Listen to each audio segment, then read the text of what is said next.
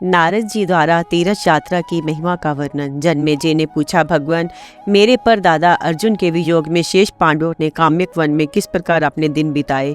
वैशंपायन जी ने कहा, जन्मेजय, जब अर्जुन तपस्या करने के उद्देश्य से चले गए तब शेष पांडवों ने अर्जुन के वियोग में बड़ी उदासी के साथ अपने दिन बिताए। वे दुख और शोक में डूबे रहते थे। उन्हीं दिनों परम तेजस्वी देव ऋषि नारद उनके निवास स्थान पर आए। धर्मराज युधिष्ठिर ने भाइयों सहित खड़े होकर शास्त्रोक्त रीति से उनकी पूजा की। देव ऋषि नारद ने कुछ प्रश्न पूछकर उन्हें आश्वासन दिया और कहा, युधिष्ठिर, इस समय तुम क्या चाहते हो? मैं तुम्हारा कौन सा काम करूं? धर्मराज युधिष्ठिर ने उनके चरणों में प्रणाम करके बड़ी नम्रता के साथ कहा, महाराज, सभी लोग आपकी पूजा करते हैं। जब आप हम पर प्रसन्न हैं तो हम लोग ऐसा अनुभव कर रहे हैं कि आपकी कृपा से हमारे सारे काम सिद्ध हो गए। आप कृपा करके हम लोगों को एक बात बतलाइए, जो तीर्थों का सेवन करता है, पृथ्वी की परिदक्षिणा करता है, उसे क्या फल मिलता है? नारद जी ने कहा, राजन, तुम सावधान होकर सुनो। एक बार तुम्हारे पितामह भीष्म हरिद्वार में ऋषि, देवता एवं पितरों की तृप्ति के लिए कोई अनुष्ठान कर रहे थे। वहीं एक दिन पुलसत मुनि आए। भीष्म ने उनकी सेवा पूजा करके यही प्रश्न किया जो तुम मुझसे कर रहे हो। इसके उत्तर में पुलसत मुनि ने जो कुछ कहा वही मैं तुम्हें सुना रहा हूँ। पुलसत जी ने कहा, भीष्म, तीर्थों में प्रायः बड़े बड़े ऋषि मुनि रहते हैं। उन तीर्थों के सेवन से जो फल प्राप्त होता है वह मैं तुम्हें सुनाता हूँ।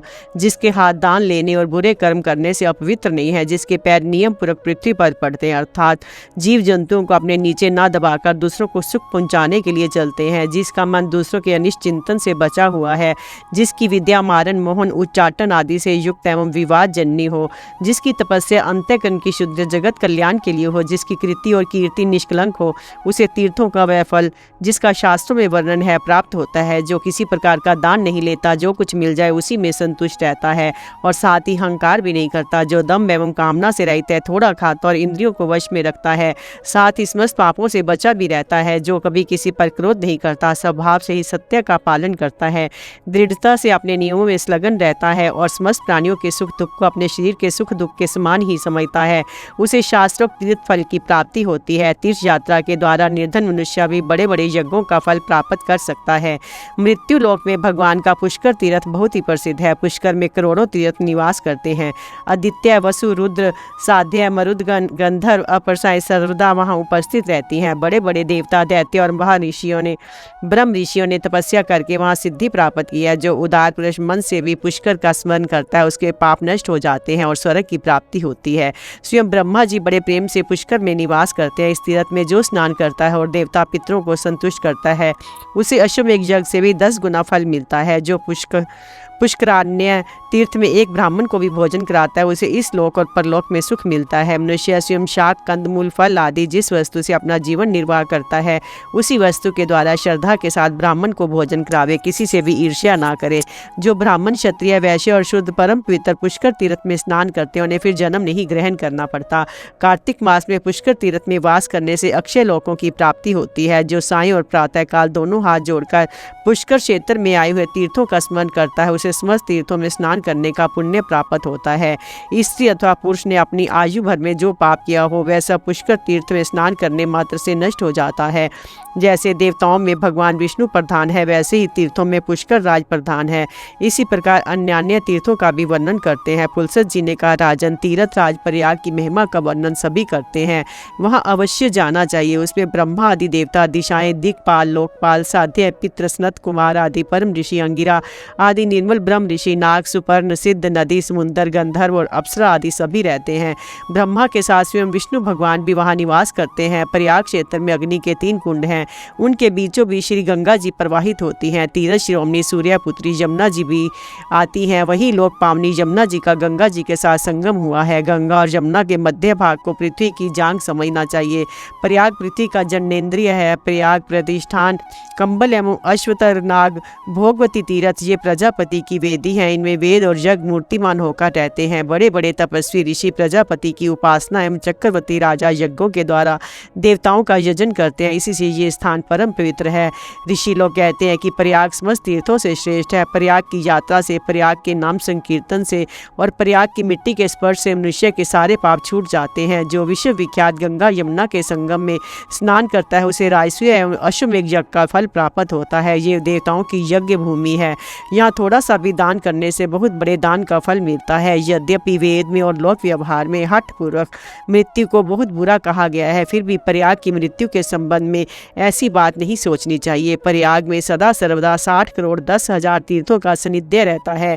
4 प्रकार की विद्याओं के अध्ययन का और सत्य भाषण का जो पुण्य होता है वह गंगा यमुना के संगम में स्नान करने से होता है। वासुकी नाग के भोगवती तीर्थ में स्नान करने से अश्वमेघ यज्ञ का फल मिलता है। विश्व विख्यात हंस पर्यटन तीर्थ एवं गंगा दशा शवमेधिक तीर्थ भी वही है। और तो क्या, देवनिधि गंगा जी जहाँ भी हो वहीं स्नान करने से कुरुक्षेत्र यात्रा का फल मिलता है। गंगा स्नान में कंखल का विशेष महात्म है। प्रयाग तो इससे भी बढ़कर है। जिसने सैकड़ों पाप किए हो वह भी यदि एक बार गंगा जल अपने ऊपर डाल ले तो गंगा जल उसके सारे पापों को वैसे ही भस्म कर डालता है जैसी अग्नि सूखी लकड़ी को। सत्य युग में सभी तीर्थ पुण्यदायक होते हैं। त्रेता में पुष्कर और द्वापर में कुरुक्षेत्र की विशेष महिमा है। कलयुग में तो एकमात्र गंगा का महात्म ही सबसे श्रेष्ठ है। पुष्कर में तपस्या, महालया में तीर्थ पर दान, मलयाचल पर शीरदाह और भृगुतुंग क्षेत्र पर अनशन करना श्रेष्ठ है। परंतु पुष्कर कुरुक्षेत्र गंगा एवं मगध देश में स्नान मात्र से ही 7-7 पीढ़ियां तर जाती हैं। गंगा जी नामोच्चारण मात्र से पापों को धो बहाती हैं, दर्शन मात्र से कल्याण प्रदान करती हैं, स्नान और पान से 7 पीढ़ियों तक पवित्र कर देती हैं। जब तक मनुष्य की हड्डी गंगा जल में रहती है तब तक उसे स्वर्ग से सम्मान प्राप्त होता है। जो पुण्य तीर्थ एवं पुण्य क्षेत्रों का सेवन करते हैं वे पुण्य उपार्जन करके स्वर्ग के अधिकारी होते हैं। ब्रह्मा जी ने ये बात स्पष्ट कह दी है कि गंगा के समान कोई तीर्थ नहीं, भगवान से बढ़कर कोई देवता नहीं और ब्राह्मणों से बढ़कर कोई प्राणी नहीं। यहाँ गंगा जी है, वहीं पवित्र देश है, वहीं पवित्र तपोवन है। गंगा तट का स्थान ही सिद्धि क्षेत्र है।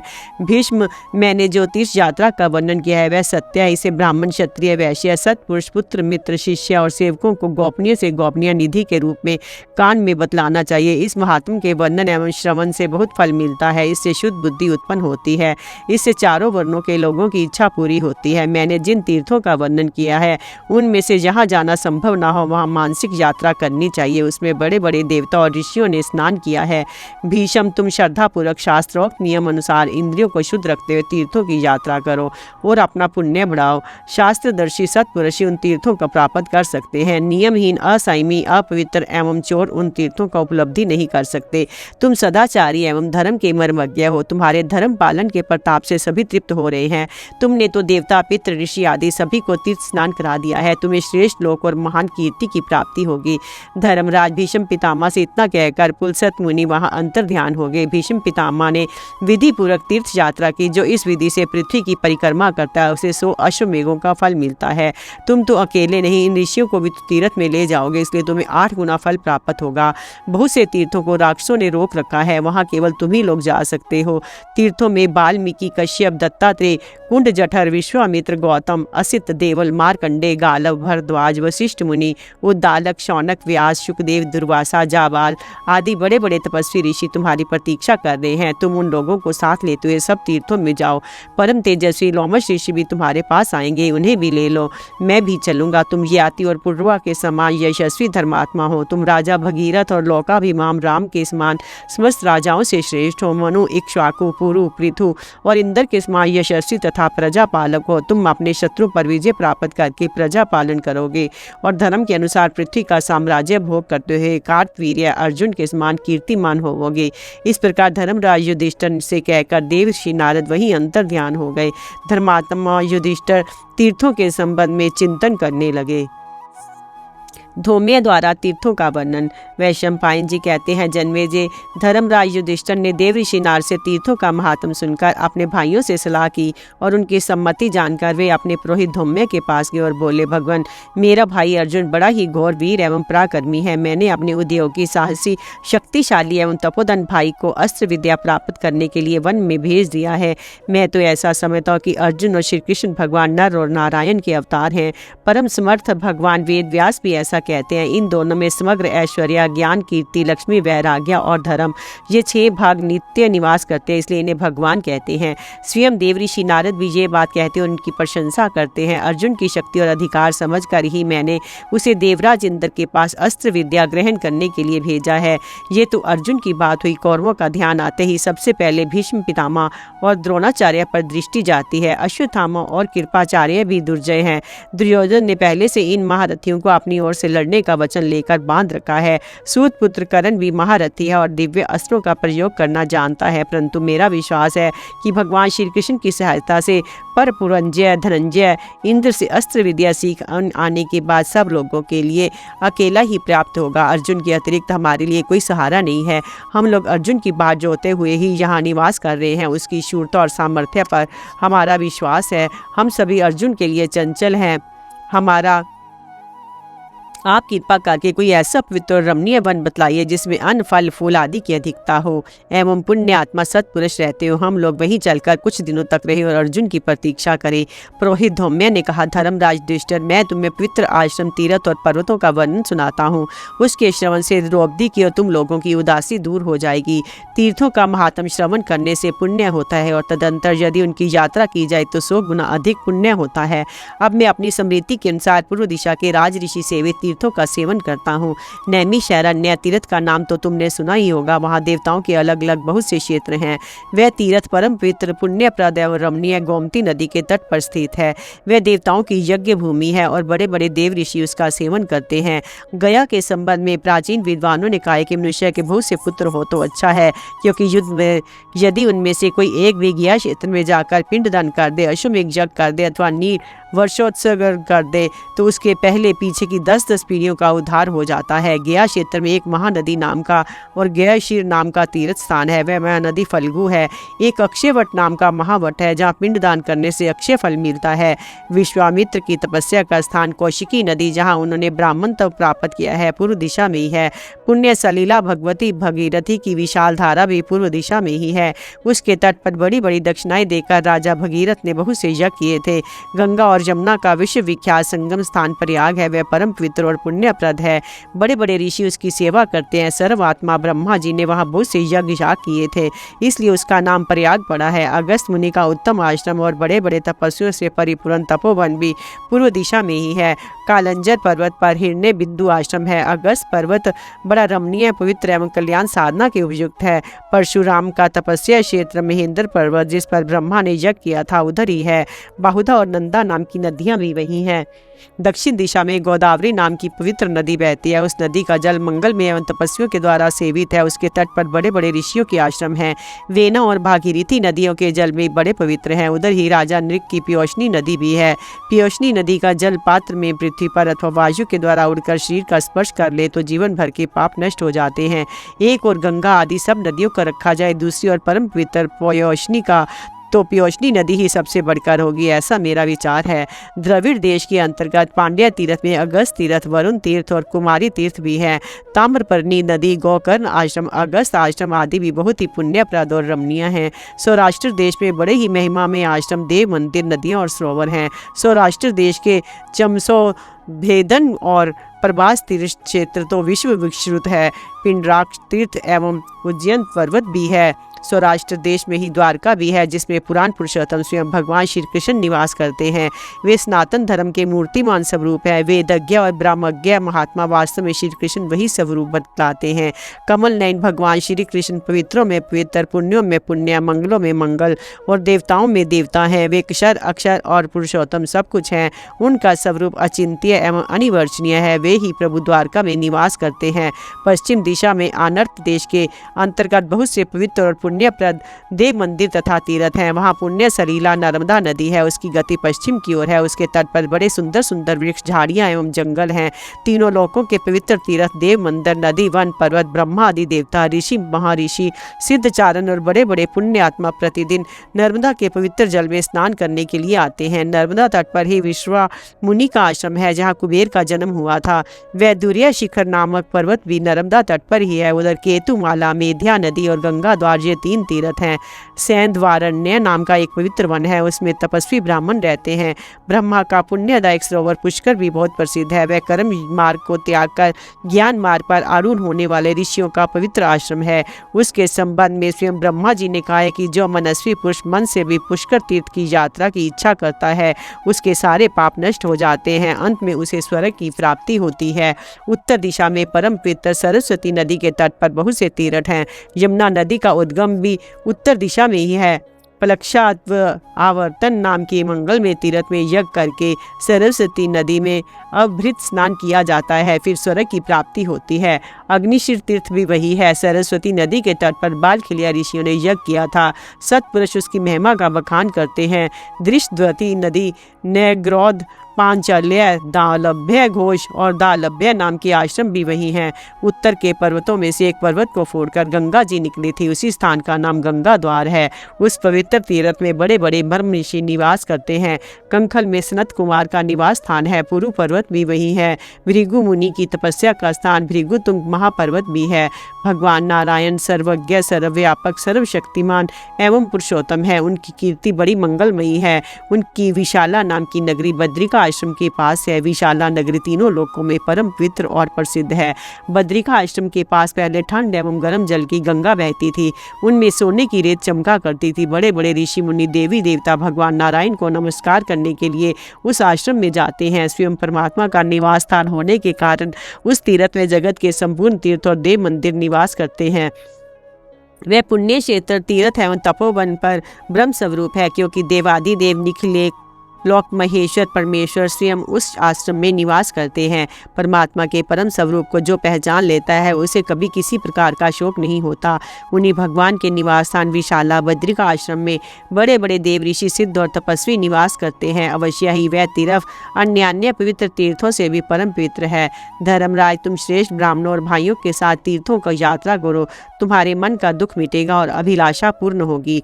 पुरोहित धौम्य इस प्रकार पांडवों से कह रहे थे कि उसी समय परम तेजस्वी लोमश ऋषि के दर्शन हुए। लोमश मुनि के द्वारा पांडवों को इंद्र का संदेश मिलना, व्यास आदि का आगमन तथा पांडवों की तीर्थ यात्रा का प्रारंभ।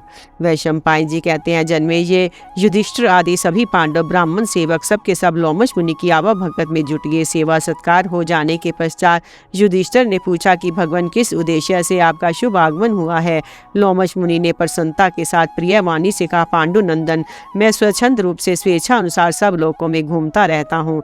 एक बार मैं इंद्र लोक में जा पहुंचा। वहां मैंने देखा कि देव सभा में देवराज इंद्र के आधे सिंहासन पर तुम्हारे भाई अर्जुन बैठे हुए हैं। मुझे बड़ा आश्चर्य हुआ। देवराज इंद्र ने अर्जुन की ओर देखकर कहा कि मुझसे कहा कि देव ऋषि, तुम पांडवों के पास जाओ और उन्हें अर्जुन का कुशल मंगल सुनाओ। इसी से मैं तुम लोगों के पास आया हूँ। मैं तुम लोगों से हित की बात कहता हूँ, तुम सब सावधान होकर सुनो। तुम लोगों की अनुमति लेकर अर्जुन जिस अस्त्र विद्या को प्राप्त करने गए थे वह उन्होंने शिवजी से प्राप्त कर ली है। भगवान शंकर ने उसे दिव्य अस्त्र को अमृत से प्राप्त किया था और अब वही अर्जुन को मिला है। उसके प्रयोग और प्रत्यावर्तन की विद्या भी अर्जुन ने सीख ली है। उससे यदि निरपराधियों की मृत्यु भी हो जाए तो उसका प्रायश्चित भी उन्होंने जान लिया है। उस अस्त्र से भस्म में बगीचे को वे पुनः हरा भरा कर सकते हैं। उस अस्त्र के निवारण का कोई उपाय नहीं है। महाशक्तिशाली अर्जुन ने उस दिव्य अस्त्र के साथ ही यम, कुबेर, वरुण और इंद्र से भी दिव्य अस्त्र शस्त्र प्राप्त किए हैं। विश्वावसु के पुत्र चित्रसेन गंधर्व से उन्होंने समागान, गीत, नृत्य, वाद्य आदि भी भली भांति सीख लिए हैं। अब वे गंधर्व वेद की शिक्षा ग्रहण करने के अनंतर अमरावतीपुरी में आनंद से निवास कर रहे हैं। इंद्र ने तुमसे कहने के लिए ये संदेश कहा है कि युधिष्ठिर, तुम्हारा भाई अस्त्र विद्या में निपुण हो गया है। अब वह उसे यहाँ निवात कवच नामक अस्त्रों को मारना है। ये काम इतना कठिन है कि इसे बड़े बड़े देवता भी नहीं कर सकते। ये काम करके अर्जुन तुम्हारे पास चला जाएगा। तुम अपने भाइयों के साथ तपस्या करके आत्म बल का उपार्जन करो। तप से बढ़कर और कोई वस्तु नहीं है। तप से ही मनुष्य को मोक्ष आदि बड़े बड़े पदार्थों की प्राप्ति होती है। मैं कर्ण और अर्जुन दोनों को ही जानता हूँ। मैं जानता हूँ कि तुम्हारे मन में कर्ण की धाक बैठ गई है, परंतु मैं ये बात स्पष्ट कह देता हूँ कि कर्ण अर्जुन के 16वें हिस्से के बराबर भी नहीं है। तुम्हारे मन में तीर्थ यात्रा करने का जो संकल्प है उसकी पूर्ति में लोमश ऋषि तुम्हारी सहायता करेंगे। इस प्रकार इंद्र का संदेश कहकर लोमश ने कहा, युधिष्ठिर, उसी समय अर्जुन ने भी मुझसे कहा कि तपोधन, तुम धर्म के मर्मज्ञ एवं तपस्वी हो। तुमसे राय धर्म अथवा मनुष्य धर्म का कोई भी पहलू छिपा नहीं है। इसलिए मेरे पूज्य भाई युधिष्ठिर को ऐसा उपदेश दीजिए कि वे धर्म की पूंजी इकट्ठी करें। आप पांडवों को तीर्थ यात्रा कराकर उनके पुण्य की वृद्धि करें। अतः इंद्र और अर्जुन की प्रेरणा अनुसार मैं तुम्हारे साथ तीर्थ यात्रा करूंगा। मैंने पहले भी 2 बार तीर्थ यात्रा की है, अब मेरी ये तीसरी यात्रा होगी। युधिष्ठिर, तुम्हारी स्वभाव से ही धर्म में रुचि है। तुम धर्म के मर्मज्ञ एवं सत्य प्रतिज्ञा हो। तुम तीर्थ यात्रा के प्रभाव से समस्त आसक्तियों से छूटकर मुक्त हो जाओगे। जैसे राजा भगीरथ गए और ययाति जगत में यशस्वी और विजयी हो गए हैं वैसे ही तुम भी होगे। युधिष्ठिर ने कहा, महर्षि आपकी बात सुनकर मुझे बड़ा सुख मिला है। मुझे ये नहीं सोचता कि मैं आपको क्या उत्तर दूं। देवराज इंद्र जिसका स्मरण करे उससे अधिक भाग्यशाली और कौन होगा। जिसे आप जैसे सत्पुरुष का समागम प्राप्त हो, उसके अर्जुन जैसा भाई हो, जिस पर देवराज इंद्र की कृपा हो, उसके भाग्यशाली होने में क्या संदेह है। देवराज इंद्र ने आपके द्वारा मुझे जो तीर्थ यात्रा करने का आदेश दिया है उसके लिए तो मैंने पहले से ही आचार्य धौम्य के कथानुसार विचार कर रखा है। अब जब आपकी आज्ञा हो तभी मैं आपके साथ तीर्थ यात्रा करने के लिए चलूँगा। मेरा तो ऐसा ही निश्चय है, आगे आपकी जैसी इच्छा। 3 रथ का काम्यक वन में निवास करने के पश्चात धर्मराज युधिष्ठिर ने तीर्थ यात्रा की तैयारी की। उस समय वनवासी ब्राह्मण उनके पास आकर बोले कि महाराज आप लोमश मुनि और भाइयों के साथ पवित्र तीर्थों की यात्रा करने जा रहे हैं, आप हमें भी अपने साथ ले चलिए, क्योंकि आपके बिना हम लोग तीर्थ यात्रा करने में असमर्थ हैं। हिंसक पशु पक्षी और कांटे आदि के कारण उन तीर्थों में प्राय साधारण मनुष्य नहीं जा सकते। आपके शूरवीर भाइयों के संरक्षण में रहकर हम लोग भी अनायास ही तीर्थ यात्रा कर लेंगे। आपका ब्राह्मणों पर स्वाभाविक ही प्रेम है, इसलिए हम आपके साथ प्रभास आदि तीर्थ, महेंद्र आदि पर्वत, गंगा आदि नदी एवं अक्षयवट आदि वृक्षों के दर्शन करके कृतार्थ होंगे। जब वनवासी ब्राह्मणों ने इस प्रकार सत्कार पूर्वक धर्मराज युधिष्ठिर से प्रार्थना की तब वे आनंद के आंसुओं से नहा गए और बोले कि बहुत अच्छा, आप लोग भी चलिए। जब धर्मराज ने इस प्रकार लोमश मुनि एवं आचार्य धौम्य की सम्मति के अनुसार भाइयों और द्रौपदी के साथ तीर्थ यात्रा करने का विचार किया, उसी समय भगवान वेद व्यास, देव ऋषि नारद एवं पर्वत मुनि पांडवों की सुध लेने के लिए काम्यक वन में आए। युधिष्ठिर ने सबकी शास्त्रोक्त विधि से पूजा की। उन्होंने कहा, शारीरिक शुद्धि और मानसिक शुद्धि दोनों की ही आवश्यकता है। मन की शुद्धि ही परम शुद्धि है। इसलिए अब तुम लोग किसी के प्रति द्वेष बुद्धि न रखकर सबके प्रति मित्र बुद्धि रखो, इससे तुम्हारा मानसिक शुद्धि हो जाएगी, तब तीर्थ यात्रा करो। ऋषियों की ये बात सुनकर द्रौपदी और पांडवों ने प्रतिज्ञा की कि हम ऐसा ही करेंगे। अब दिव्य एवं मानव मुनियों ने स्वतिस्वाचन किया। पांडव और द्रौपदी ने सब ऋषि मुनियों के चरण छुए। मार्गशीर्ष पूर्णिमा के अनंतर पुष्प नक्षत्र में पुरोहित धौम्य वनवासी ब्राह्मणों के साथ पांडवों ने तीर्थ यात्रा प्रारंभ की। उस समय सबके हाथ में डंडे थे, सिर पर फटे वस्त्र तथा मृग चर्म थे, मस्तक पर जटाएं थी, शरीर अभेद कवचों से ढके हुए थे, हाथ में आयुध, कमर में तलवार और कंधे पर बाण भरे तरकस रखे हुए थे तथा इंद्रसेन आदि सेवक पीछे पीछे चल रहे थे। नैमिषारण्य, प्रयाग और गया की यात्रा तथा अगस्त आश्रम में लोमश जी द्वारा अगस्त लोपा मुद्रा की कथा। वैशंपायन जी कहते हैं, जन्मेजय वीर पांडव अपने साथियों के सहित जहाँ तहाँ बसते हुए नैमिषारण्य क्षेत्र में पहुंचे। वहाँ गोमती में स्नान करके उन्होंने बहुत सा धन और गौएं दान दी। फिर देवता, पितृ और ब्राह्मणों को तृप्त कर उन्होंने कन्या तीर्थ, अश्व तीर्थ, गौ तीर्थ, कालकोटि और विषप्रस्थ पर्वत पर निवास कर बाहुदा नदी में स्नान किया। वहाँ से वे देवताओं की यज्ञ भूमि प्रयाग में पहुंचे। यहाँ सत्यनिष्ठ पांडवों ने गंगा यमुना के संगम में स्नान कर ब्राह्मणों को बहुत सा धन दिया। इसके पश्चात वे प्रजापति ब्रह्मा की वेदी पर गए, जहाँ बहुत से तपस्वी निवास करते थे। इस स्थान पर रहकर वीर पांडवों ने तपस्या की। फिर वे ब्राह्मणों को वन के कंद मूल फलों से तृप्त हुए गया पहुंचे। यहाँ गयशिर नाम का पर्वत और बैंत के वन से घिरी हुई अति रमणीक महानदी नाम की नदी है। वहाँ पर ऋषिजन सेवित पवित्र शिखरों वाला धरणीधर नामक पर्वत भी है। उस पर्वत पर ब्रह्मसर नाम का बड़ा ही पवित्र तीर्थ है। यहाँ सनातन धर्मराज स्वयं निवास करते हैं। एक समय भगवान अगस्त जी भी यहाँ सूर्यपुत्र यमराज से मिलने आए थे। पिनाकधारी श्री महादेव जी को इस तीर्थ में नित्य निवास है। इसके तट पर अनेकों मुनिजन निवास करते हैं। इस देश के सहस्रों तपोधन ब्राह्मण महाराज युधिष्ठिर के पास आए। उन्होंने वेदोक्त विधि से चातुर्मास यज्ञ कराया। वे विप्र परवर, वेद वेदांग की पारगामी तथा विद्या और तप में बहुत बड़े चढ़े थे। उन्होंने सभा जोड़कर कुछ शास्त्र चर्चा भी चलाई। उस सभा में शमठ नाम के एक विद्वान और संयमी ब्रह्मचारी थे। उन्होंने अमृत त्रिया के पुत्र राजऋषि गए का चरित्र सुनाया। वे बोले, यहाँ महाराज गए ने अनेकों पुण्य कर्मों का अनुष्ठान किया है। उनके यज्ञ में पकवान और दक्षिणा की बड़ी भरमार थी। अन्न के सैकड़ों हजारों पर्वत लग गए थे। घी की सैकड़ों नहरों, दही की नदियाँ सी बहने लगी थी। उत्तमोत्तम व्यंजनों का तांता लगा हुआ था। याचकों को नित्य प्रति खुले हाथों दान दिया जाता था। जिस प्रकार संसार में बालू के कण, आकाश के तारे और बरसते हुए मेघ की धाराओं को कोई नहीं गिन सकता, उसी प्रकार गए के यज्ञ में दी हुई दक्षिणा भी गिनी नहीं जा सकती। कुरुनंदन युधिष्ठिर, राज ऋषि गए के ऐसे ही अनेकों यज्ञ इस सरोवर के समीप हुए हैं। इस प्रकार गए शिव क्षेत्र में चातुर्मास्य यज्ञ कर ब्राह्मणों को बहुत सी दक्षिणा दे कुंती नंदन युधिष्ठिर अगस्त आश्रम में आए। वहां उन्होंने लोमस ऋषि से कहा, कुरुनंदन, एक बार भगवान अगस्त ने एक गड्ढे में अपने पितरों को उल्टे सिर लटकते देखकर उनसे पूछा कि आप लोग इस प्रकार नीचे की ओर सिर किए क्यों लटके हुए हैं।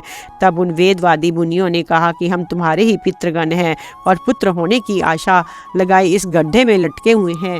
बेटा अगस्त, यदि तुम्हारे एक पुत्र हो जाए तो इस नरक से हमारा छुटकारा हो सकता है और तुम्हें भी सद्गति मिल सकती है। अगस्त बड़े तेजस्वी और सत्यनिष्ठ थे। उन्होंने पितरों से कहा, पितृगण, आप निश्चिंत रहिए, मैं आपकी इच्छा पूर्ण करूंगा। पितरों को इस प्रकार ढाढ़स बंधा भगवान अगस्त ने विचार किया कि वंश परंपरा का उच्छेद ना हो, इसलिए विवाह करना आवश्यक है, किंतु ने कोई भी स्त्री अपनी अनुरूप ना जान पड़ी। तब उन्होंने विदर्भ देश के राजा के पास जाकर कहा कि राजन, पुत्र उत्पत्ति की इच्छा से मेरा विचार विवाह करने का, इसलिए मैं आपसे आपकी पुत्री लोपामुद्रा को मांगता हूँ, आप मेरे साथ इसका विवाह कर दे। मुनिवर अगस्त की ये बात सुनकर राजा के होश उड़ गए। वे ना तो अस्वीकार कर सके ना कन्या देने का साहसी। उन्होंने महारानी के पास जा उन्हें सब वृत्तांत सुनाकर कहा, प्रिय महर्षि अगस्त बड़े ही तेजस्वी हैं, वे क्रोधित हो गए तो हमें शाप की भयानक आग से भस्म कर डालेंगे। बताओ इस विषय में तुम्हारा क्या मत है। तब राजा रानी को अत्यंत दुखी देख राजकन्या लोपामुद्रा ने उनके पास आकर कहा, पिताजी, मेरे लिए आप खेद ना करें, मुझे अगस्त मुनि को सौंपकर आपकी अपनी रक्षा करें। पुत्री की ये बात सुनकर राजा ने शास्त्र विधि से अगस्त जी के साथ उसका विवाह कर दिया।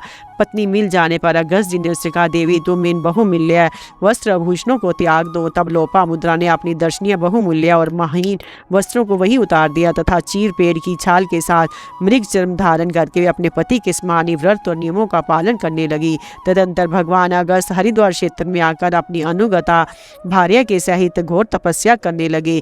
लोपामुद्रा बड़े ही प्रेम और तत्परता से अपनी पति देव की सेवा करती थी तथा भगवान अगस्त जी अपनी भार्या के साथ बड़े प्रेम का बर्ताव करते थे। राजन, जब इसी प्रकार बहुत समय निकल गया तो एक दिन मुनिवर अगस्त ने ऋतु स्नान से निवृत्त हुई लोपामुद्रा को देखा। इस समय तप के प्रभाव से उसकी कांति बहुत बड़ी हुई थी। उसकी सेवा, पवित्रता, संयम, कांति और रूप माधुरी ने भी उन्हें मुग्ध कर दिया था। अतः उन्होंने प्रसन्न होकर समागम के लिए उसका आवाहन किया। तब कल्याणी लोपामुद्रा ने कुछ सकुचाते हुए हाथ जोड़कर कहा, मुनिवर, इसमें संदेह नहीं कि पति संतान के लिए पत्नी को स्वीकार करता है, किंतु मेरे प्रति आपकी जो प्रीति है उसे भी सार्थक करना ही चाहिए।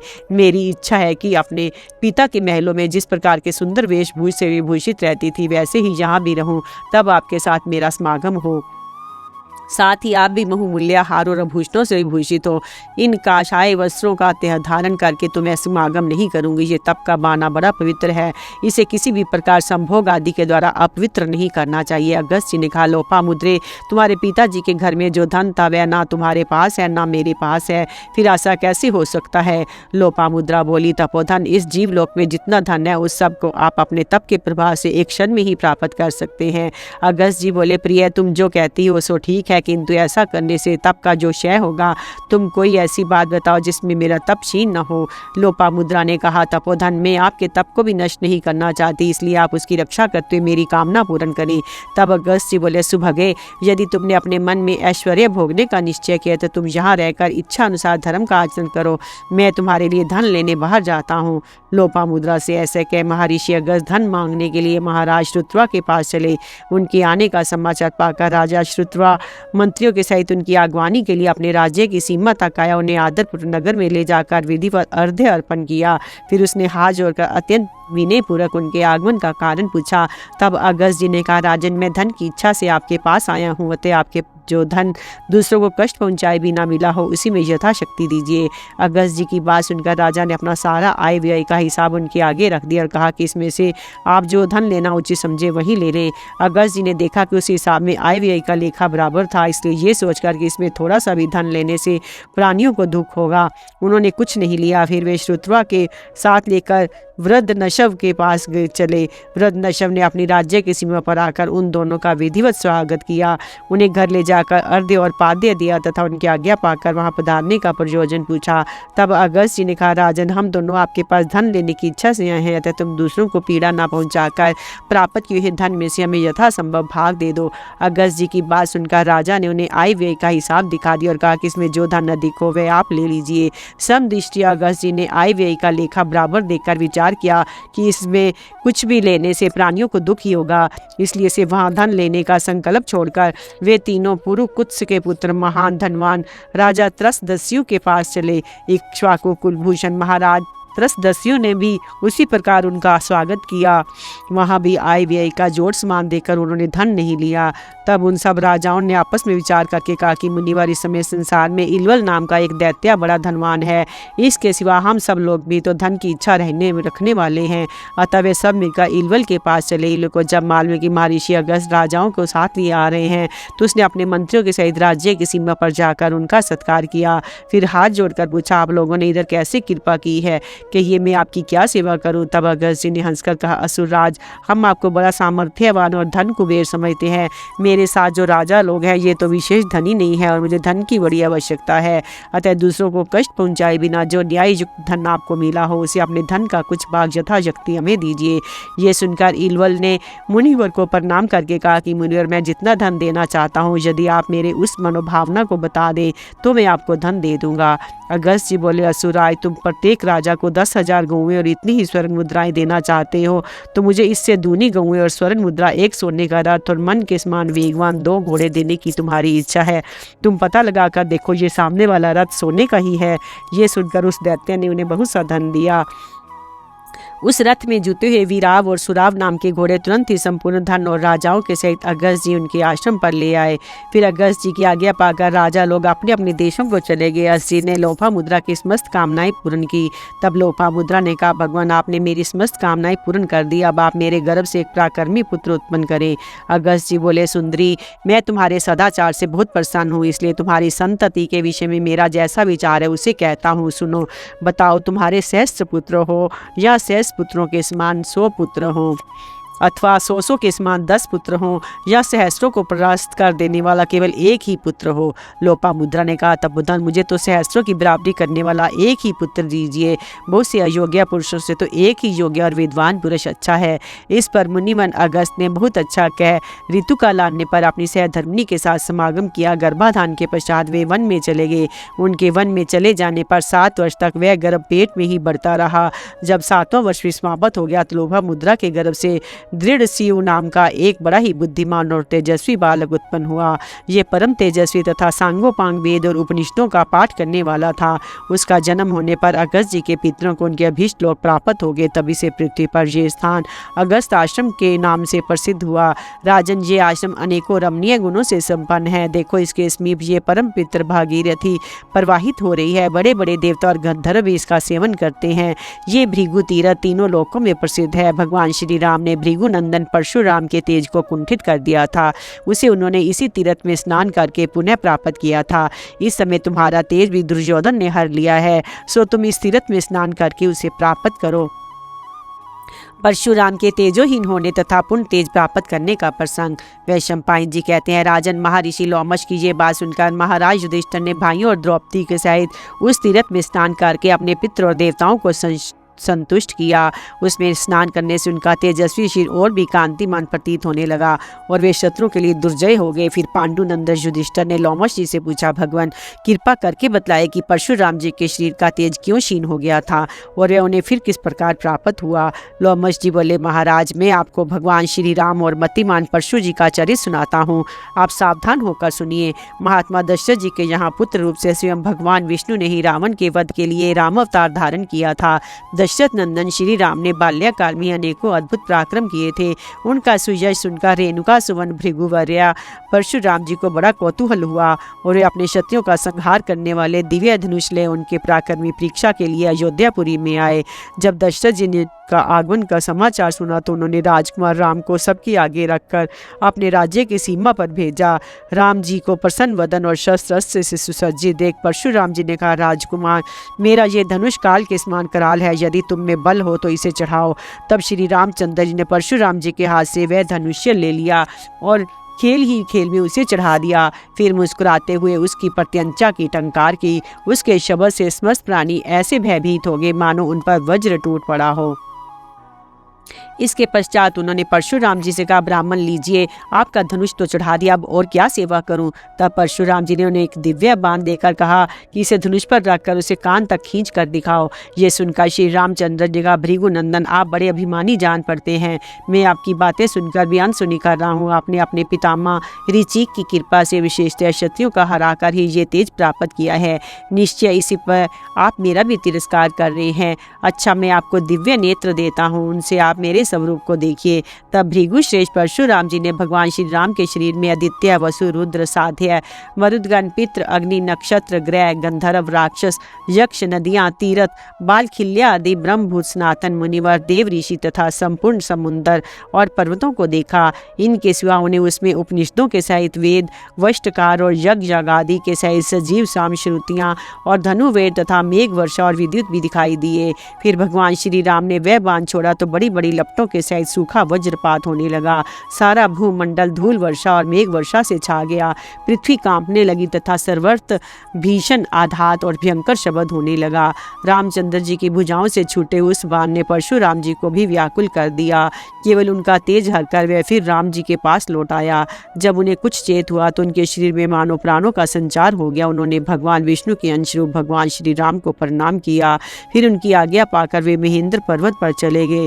बड़े श्रांत एवं लज्जित होकर वहां रहने लगे। इस प्रकार 1 वर्ष बीत जाने पर जब पितृगण ने देखा कि परशुराम जी बड़े निस्तेज हो रहे हैं, उनका सारा मद चूर चूर हो गया है और वे अत्यंत दुखी हैं, तो उन्होंने उनसे कहा, बस तुमने साक्षात विष्णु के समान सामने जाकर जैसा बर्ताव किया वह ठीक नहीं था। वह तो तीनों लोकों में सर्वदा ही पूजनीय और माननीय है। अब तुम जाकर वधु सरकृता नाम की पवित्र नदी में स्नान करो। सत्य युग में तुम्हारे पर पितामह भृगु ने दीप्तौद नामक तीर्थ में बड़ी तपस्या की थी। उसमें स्नान करने से तुम्हारा शरीर पुनः तेजस्वी हो जाएगा। पितरों के इस प्रकार कहने से परशुराम जी ने इस तीर्थ में स्नान किया। ऐसा करने से उन्हें पुनः अपना खोया हुआ तेज प्राप्त हो गया। महाराज, परम पराक्रमी परशुराम जी ने इस प्रकार विष्णु भगवान से अड़कर अपना तेज खो दिया था, सो इस तीर्थ में स्नान करके पुनः प्राप्त कर लिया। वृत्रवध और अगस्त जी के समुद्र शोषण का वृत्तांत। युधिष्ठिर ने कहा, विप्रवर, मैं महामती अगस्त जी के अद्भुत कर्मों को विस्तार से सुनना चाहता हूँ। लोमश जी बोले, राजन, मैं परम तेजस्वी अगस्त जी की अत्यंत दिव्य, अद्भुत और अलौकिक कथा सुनाता हूँ। तुम सावधान होकर सुनो। सतयुग में कालके नाम के बड़े भयंकर और रणवीर दैत्यगण थे। वे वृतासुर के अधीन रहकर नाना प्रकार के शस्त्र अस्त्र से सुसज्जित हो इंद्र आदि सभी देवताओं पर आक्रमण करते रहते थे। तब सब देवताओं ने मिलकर वृतासुर के वध का उद्योग आरंभ किया। वे इंद्र को आगे लेकर ब्रह्मा जी के पास आए। ब्रह्मा जी ने ये देखकर उनसे कहा, देवताओं, तुम जो काम करना चाहते हो मुझसे छिपा नहीं है। मैं तुम्हें वृतासुर के वध का उपाय बताता हूँ। भूलोक में दधीच नाम के एक बड़े उदार हृदय महर्षि हैं। तुम सब लोग जाकर उनसे वर मांगो। जब वे प्रसन्न होकर तुम्हें वर देने को तैयार हो तो उनसे ऐसा कहना कि मुनिवर, तीनों लोगों के हित के लिए आप हमें अपनी हड्डियां दे दीजिए। तब वे देह त्याग कर तुम्हें अपनी हड्डियां दे देंगे। उनकी हड्डियों से तुम एक 6 दांतों वाला बड़ा भयंकर और सुदृढ़ वज्र बनाना। उस वज्र से इंद्र वृतासुर का वध कर सकेगा।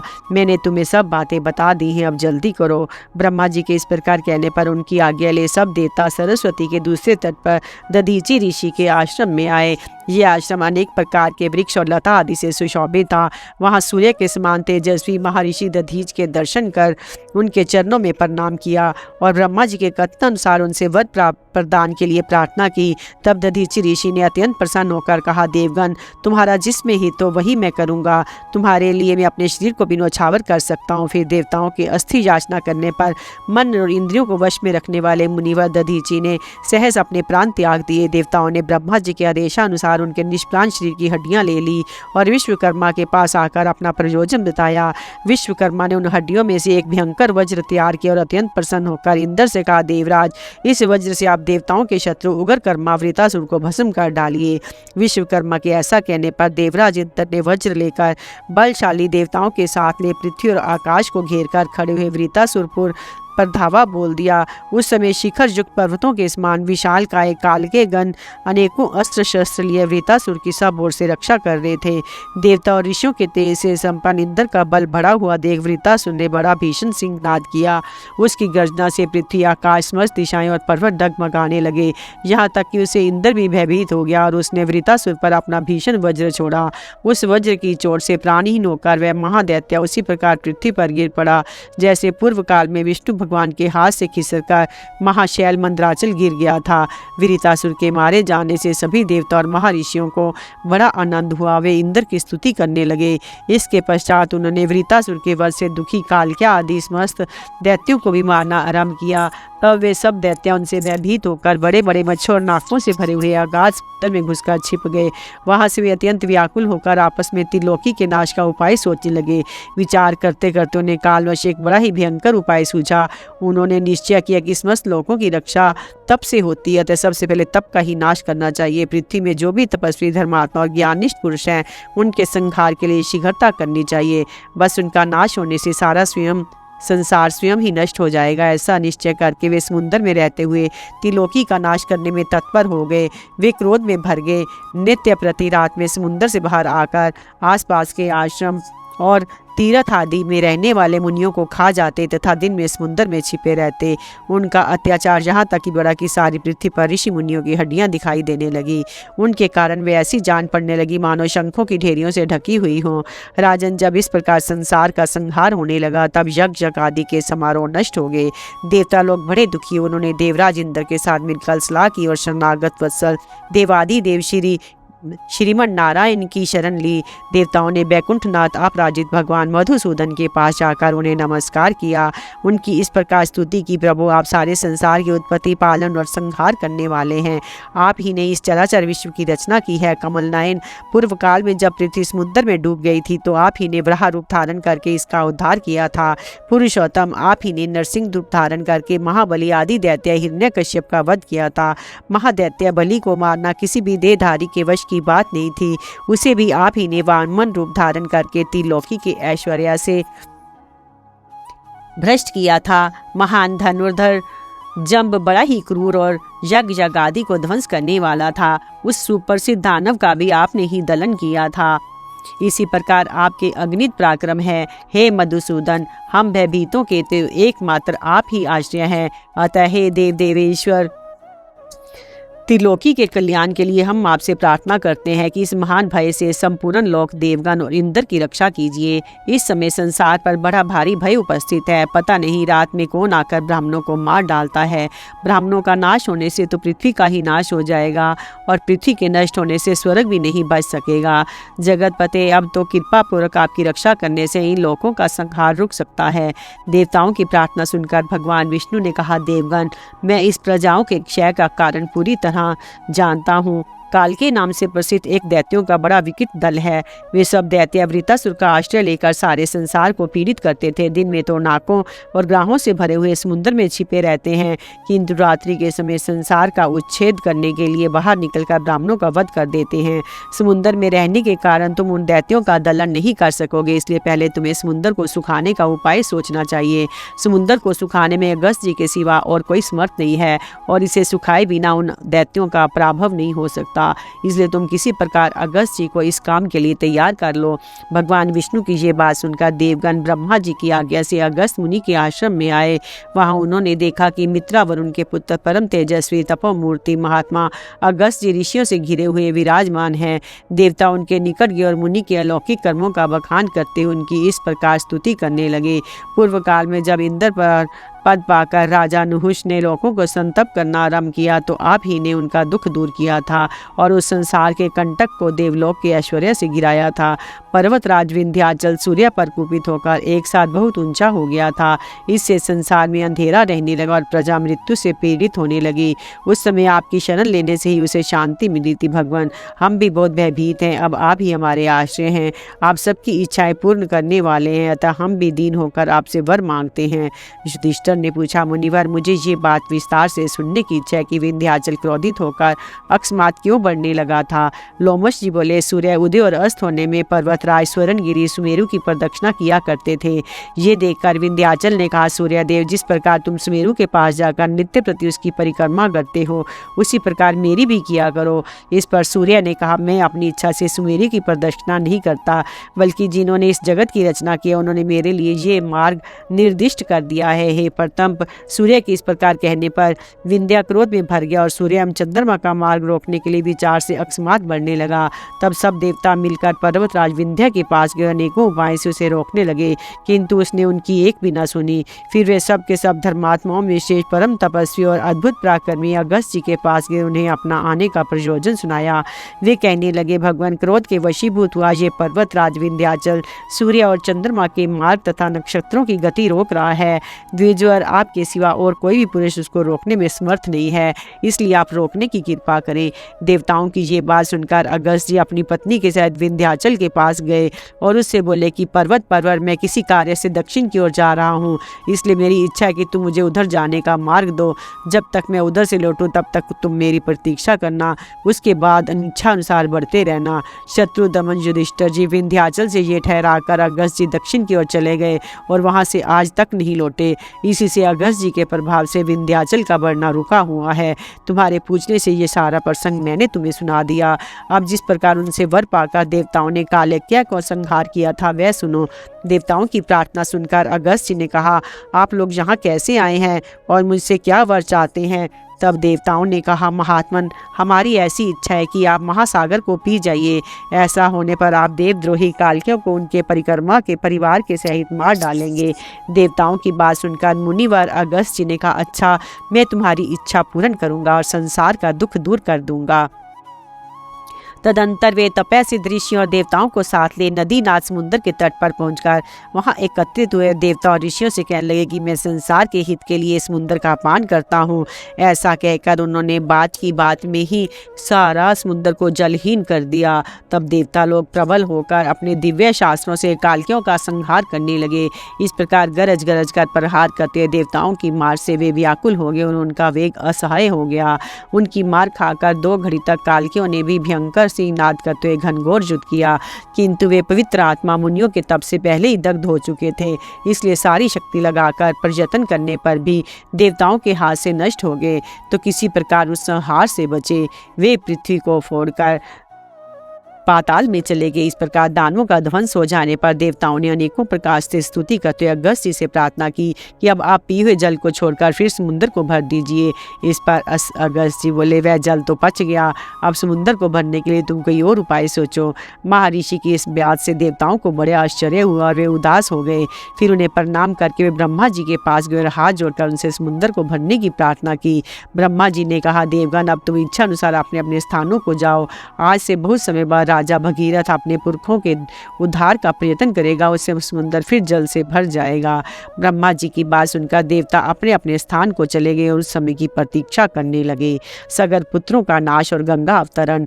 युधिष्ठिर ने पूछा, ब्राह्मण, समुद्र के भरने में भगीरथ के पूर्व पुरुष किस प्रकार करण हुए? भगीरथ ने उसे किस प्रकार भरा? ये प्रसंग मैं विस्तार से सुनना चाहता हूँ। लोमश जी बोले, राजन, इक्ष्वाकु वंश में सगर नाम के एक राजा थे। वे बड़े ही रूपवान, बलवान, प्रतापी और पराक्रमशील थे। उनकी वैदर्भी और शैव्या नाम की 2 स्त्रियां थी।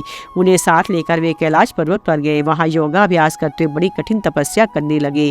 कुछ काल तपस्या करने पर उन्हें त्रिपुर नाशक त्रिनयन भगवान शंकर के दर्शन हुए। महाराज सगर ने दोनों रानियों के सहित भगवान के चरणों में प्रणाम किया और पुत्र के लिए प्रार्थना की। तब श्री महादेव जी ने प्रसन्न होकर राजा और रानियों से कहा, राजन, तुमने जिस मुहूर्त में वर मांगा है उसके प्रभाव से तुम्हारी एक रानी से तो अत्यंत गर्वीले और शूरवीर 60,000 पुत्र होंगे, किंतु वे सब एक साथ ही नष्ट हो जाएंगे तथा दूसरी रानी से वंश को चलाने वाला केवल एक ही शूरवीर पुत्र होगा। ऐसा कहकर भगवान रुद्र वही अंतर ध्यान हो गए। राजा सगर अत्यंत प्रसन्न अपनी रानियों के सहित घर लौट आए। फिर कमल नयनी वैदर्भी और शैव्या ने गर्भ धारण किया और समय आने पर वैदर्भी के गर्भ से एक तुम्बी उत्पन्न हुई तथा शैव्या ने एक देव रूपी बालक उत्पन्न किया। राजा ने उस तुम्बी को फेंकवाने का विचार किया। उसी समय गंभीर स्वर से ये आकाशवाणी हुई कि राजन, ऐसा साहस ना करो, इस प्रकार पुत्रों का परित्याग त्याग करना उचित नहीं है। इस तुम्बी के बीज निकालकर उन्हें कुछ कुछ गर्म किए हुए घी से भरे हुए घड़ों से पृथक पृथक रख दो, इससे तुम्हारे 60,000 पुत्र प्राप्त होंगे। आकाशवाणी सुनकर राजा ने वैसा ही किया। उन्होंने तुम्बी का एक एक बीज एक एक घृत पूर्ण घट में रखवा दिया और प्रत्येक घड़े की रक्षा करने के लिए एक एक दासी नियुक्त कर दी। बहुत काल बीतने पर भगवान शंकर की कृपा से उनमें से अतुलित तेजस्वी 60,000 पुत्र उत्पन्न हुए। वे बड़े ही घोर प्रकृति के क्रूर कर्म करने वाले थे तथा आकाश में उड़कर चलते थे। संख्या में बहुत होने के कारण वे देवताओं के सहित संपूर्ण लोगों का तिरस्कार किया करते थे। इस प्रकार बहुत समय निकल जाने पर राजा सगर ने अश्वमेध यज्ञ की दीक्षा ली। उनका छोड़ा हुआ घोड़ा पृथ्वी पर विचरने लगा। राजा के पुत्र को उसकी रखवाली पर नियुक्त किया। घूमता घूमता वह जलहीन समुद्र के पास पहुंचा, जो इस समय बड़ा भयंकर जान पड़ता था। यद्यपि राजकुमार बड़ी सावधानी से उसकी चौकसी कर रहे थे, तो भी वह वहां पहुंच जाने में अदृश्य हो गया। जब वह ढूंढने पर भी ना मिला तो राजपुत्रों ने समझा कि उसे किसी ने चुरा लिया है और राजा सगर के पास आकर ऐसा ही कह दिया। वे बोले, पिताजी, हमने सुंदर द्वीप, समुद्र, द्वीप, वन, पर्वत, नदी, नद और कंदराएं सभी स्थान छान डाले, परंतु हमें ना तो घोड़ा ही मिला ना उसका चुराने वाला ही। पुत्रों की ये बात सुनकर राजा सगर को बड़ा क्रोध हुआ। उन्होंने आज्ञा दी कि जाओ फिर घोड़े की खोज करो, बिना उस यज्ञ पशु के लौटकर मत आना। पिता का ऐसा आदेश पाकर सगरपुत्र फिर सारी पृथ्वी में घोड़े की खोज करने लगे। अंत में उन शूरवीरों ने एक जगह पृथ्वी को फटी हुई देखा, उसमें उन्होंने एक छिद्र भी दिखाई दिया। तब वे कुदाल तथा दूसरे हथियारों से उस छिद्र को खोदने लगे। खोदते खोदते उन्हें बहुत समय हो गया, किंतु फिर भी घोड़ा दिखाई न दिया। इससे उनका क्रोध और भी बढ़ गया। उन्होंने ईशान कोण में उसे पाताल तक खोद डाला। वहां उन्होंने अपने घोड़े को घूमते देखा तथा उसके पास उन्हें अतुलित तेजो राशि महात्मा कपिल भी दिखाई दिए। घोड़े को देखकर उन्हें हर्ष से रोमांच आया, किंतु कालवश भगवान कपिल पर वे क्रोध से भर गए। उनका तिरस्कार करके घोड़ों को लेने के लिए बढ़े। इसमें महातेजस्वी कपिल जी को भी क्रोध हो आया। उन्होंने त्योरी चढ़ाकर सगर पुत्रों पर अपना तेज छोड़ा और मंद बुद्धियों को भस्म कर दिया। उन्हें भस्मीभूत देख देव ऋषि नारद राजा सगर के पास आए, उन्हें सारा समाचार सुना दिया। नारद जी की बात सुनकर एक मुहूर्त के लिए तो राजा उदास हो गए, किंतु फिर उन्हें महादेव जी की बात का स्मरण हो आया। तब उन्हें असमंजस के पुत्र अपने पोते अंशुमान को बुलाकर कहा, बेटा, मेरे अतुलित तेजस्वी 60,000 पुत्र कपिल के तेज से मेरे ही कारण नष्ट हो गए हैं तथा अपने धर्म की रक्षा और प्रजा का हित करने के लिए मैंने तुम्हारे पिता का भी परित्याग कर दिया है। युधिष्ठिर ने पूछा, तपोधन लोमश जी, राजाओं में श्रेष्ठ सगर ने अपने औरस पुत्रों को क्यों त्याग दिया था? लोमश जी बोले, राजन, महाराज सगर के शैव्य की गर्भ से उत्पन्न हुआ पुत्र असमंजस नाम से विख्यात था। वे अपने पूर्ववासियों के दुर्बल बालकों को रोने चिल्लाने पर भी गला पकड़कर नदी में डाल देता था। इससे सब पूर्ववासी भय और शोक से व्याकुल रहने लगे। और एक दिन राजा सगर के पास आकर हाथ जोड़कर कहने लगे, महाराज, आप हमारी शत्रुओं के शासन द्विजनित संकटों से रक्षा करने वाले हैं, अतः इस समय असमंजस में हमें जो घोर भय उपस्थित हो गया है उससे भी हमारी रक्षा कीजिए। पूर्ववासियों की बात सुनकर महाराजा सगर एक मुहूर्त तक उदास रहे। फिर मंत्रियों को बुलाकर इस प्रकार कहा, यदि आप लोग मेरा प्रिय करना चाहते हैं तुरंत ही एक काम कीजिए, मेरे पुत्र असमंजस को अभी इसी नगर से बाहर निकाल दीजिए। राजा की आज्ञा अनुसार मंत्रियों ने तत्काल वैसा ही किया। इस प्रकार महात्मा सगर ने पूर्ववासियों के हित के लिए अपने पुत्र को निकाल दिया था। सगर ने अंशुमन से कहा, बेटा, तुम्हारे पिता को मैं नगर से निकाल चुका हूँ, मेरे सब पुत्र भस्म हो गए हैं, यज्ञ का घोड़ा भी मिला नहीं है, इसलिए मेरे चित्त में बड़ा खेद हो रहा है। तुम किसी प्रकार घोड़ा ढूंढ कर लाओ जिससे मैं तुम्हारा यज्ञ को पूरा करके स्वर्ग प्राप्त कर सकूं। सगर की बात सुनकर अंशुमन को बड़ा दुख हुआ। वह उसी स्थान पर आया जहाँ पृथ्वी खोदी गई थी तथा उसी मार्ग से समुद्र में प्रवेश किया। वहां उसने उस अश्व और महात्मा कपिल को देखा। तेजो निधि परम ऋषि कपिल के दर्शन का उसने प्रणाम किया, उनकी सेवा में वहां आने का प्रयोजन निवेदन किया। अंशुमान की बातें सुनकर महर्षि कपिल बहुत प्रसन्न हुए। उनसे बोले, वत्स, मैं तुम्हें वर देना चाहता हूँ, तुम्हारी जो इच्छा हो मांग लो। अंशुमन ने पहले वर में यज्ञ अश्व मांगा और दूसरे वर से अपने पितरों को पवित्र करने की प्रार्थना की। तब महातेजस्वी मुनिवर कपिल ने कहा, हे अनग, तुम्हारा कल्याण हो, तुम जो वर मांगते हो वह मैं तुम्हें देता हूँ। तुमसे क्षमा, धर्म और सत्य विद्यमान है, तुमने सगर का जीवन सफल होगा, तुम्हारे पिता भी पुत्रवान गिने जाएंगे, तुम्हारे प्रभाव से सगर पुत्र स्वर्ग प्राप्त करेंगे। तुम्हारा पुत्र भगीरथ सगर पुत्रों का उद्धार करने के लिए महादेव जी को प्रसन्न करके स्वर्ग लोक से गंगा जी को लावेगा और यज्ञ अश्व भी तुम प्रसन्नता से ले जाओ।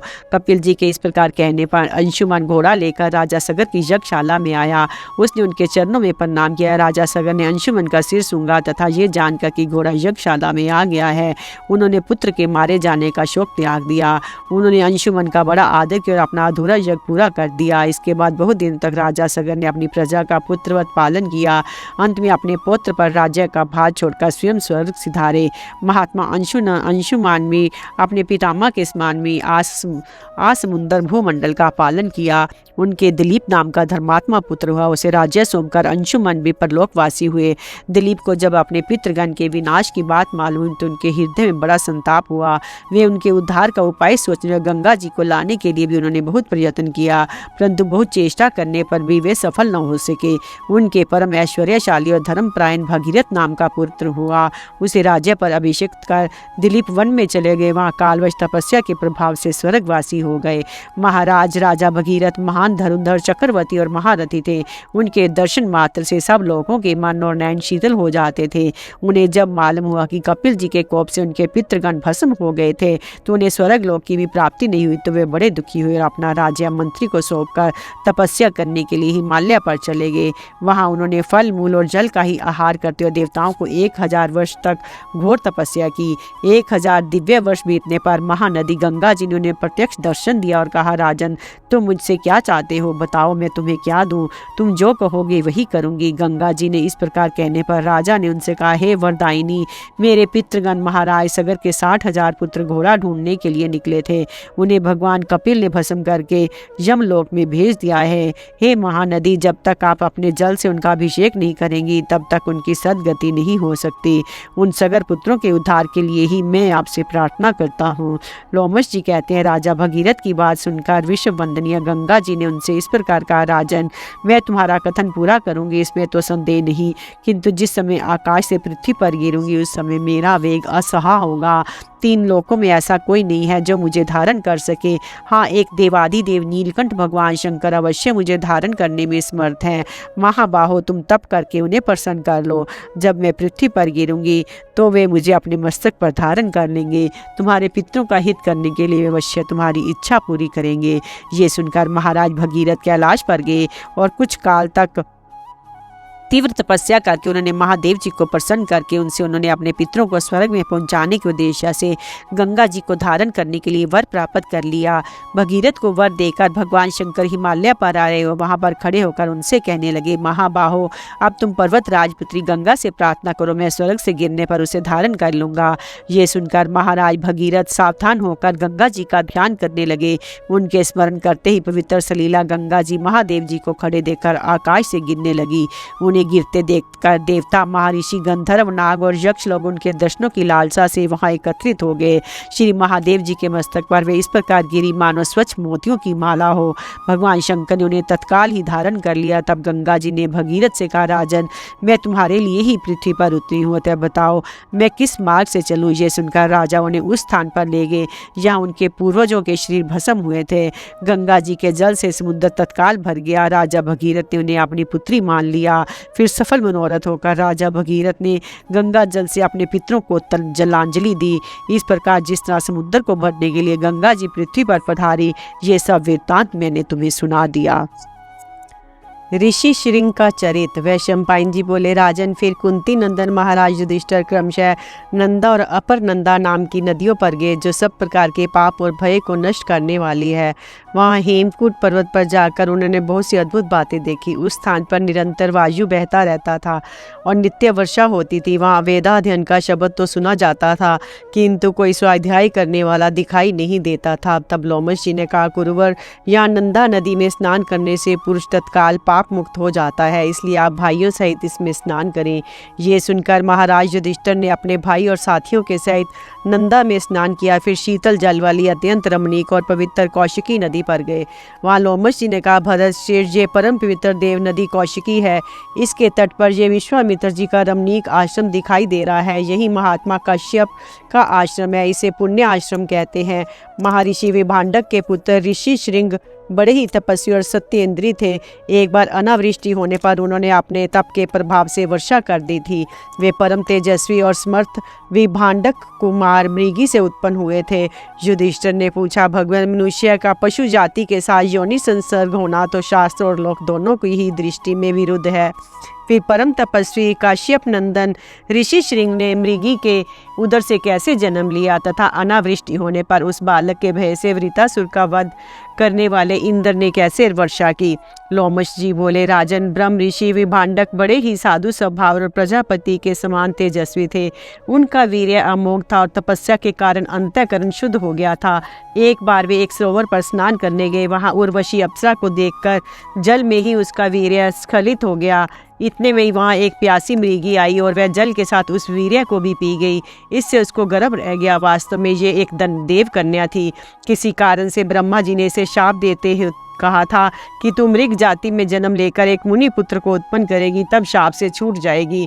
विधि का विधान अटल है। इसी से महामुनि ऋषि श्रृंग उस मृगी के पुत्र हुए। बड़े तपोनिष्ठ और सर्वदा वन में ही रहा करते थे। उनके सिर पर एक सींग था। इसी से ऋषि श्रृंग नाम से प्रसिद्ध हुए। उन्होंने अपने पिता के सिवाय किसी और मनुष्य को नहीं देखा था, इसलिए उनका मन सर्वदा ब्रह्मचर्या में स्थित रहता था। इसी समय अंग देश में महाराज दशरथ के मित्र राजा लोमपाद राज्य करते थे। हमने ऐसा सुना था कि उन्होंने किसी ब्राह्मण की कोई चीज़ देने की प्रतिज्ञा करके पीछे उसे निराश कर दिया था, इसलिए ब्राह्मणों ने उनका त्याग दिया। इससे उनके राज्य में वर्षा होनी बंद हो गई और प्रजा में हाहाकार मच गया। तब उन्होंने तपस्वी और मनस्वी ब्राह्मणों से पूछा, भूदेवो, अब वर्षा कैसे होगी, इसका कोई उपाय बताइए। वे सब अपना अपना मत प्रकट करने लगे। तब उनमें से एक मुनि श्रेष्ठ ने कहा, राजन, ब्राह्मण आप पर कुपित हैं, इसका आप प्रायश्चित कीजिए। ऋषि श्रृंग नामक एक मुनि कुमार है। वे वन में रहते हैं और बड़े ही शुद्ध एवं सरल हैं। स्त्री जात का तो उन्हें कोई पता ही नहीं है। उन्हें अपने देश में बुला लीजिए। वे यदि यहाँ का आ गए तो तुरंत ही वर्षा होने लगेगी।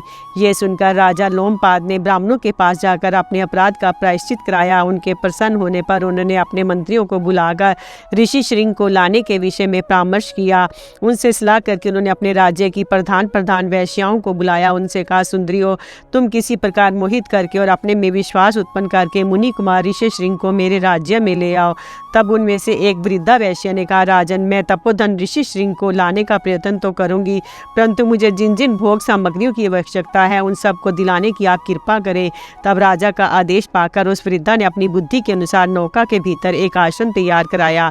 उस आश्रम को अनेक प्रकार के फल और फूलों वाले बनावटी वृक्षों से सजाया गया, जिन पर तरह तरह की झाड़ियां और लताएं छाई हुई थी। वह नौकाश्रम बड़ा ही रमणीय और मन को लुभाने वाला था। उसे विभांडक मुनि के आश्रम से थोड़ी दूरी पर बंधवाकर गुप्तचरों से इस बात का पता लगवाया कि मुनिवर किस समय आश्रम से बाहर चले जाते हैं।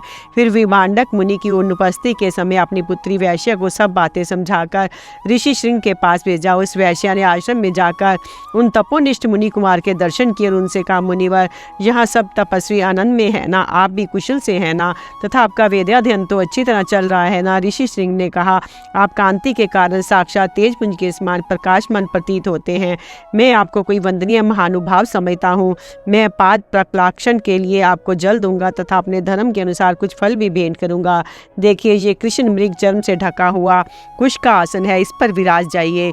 आपका आश्रम कहाँ है और आप किस नाम से प्रसिद्ध है? वैश्य बोली, कश्यप नंदन, मेरा आश्रम इस पर्वत के उस और जहाँ से 3 योजन की दूरी पर है। मेरा ऐसा नियम है कि मैं किसी को प्रणाम नहीं करने देता और ना किसी का दिया हुआ पाद्य ही स्पर्श करता हूँ। मैं आपको प्रणय में नहीं हूँ, बल्कि आप ही मेरे वंद्य हैं।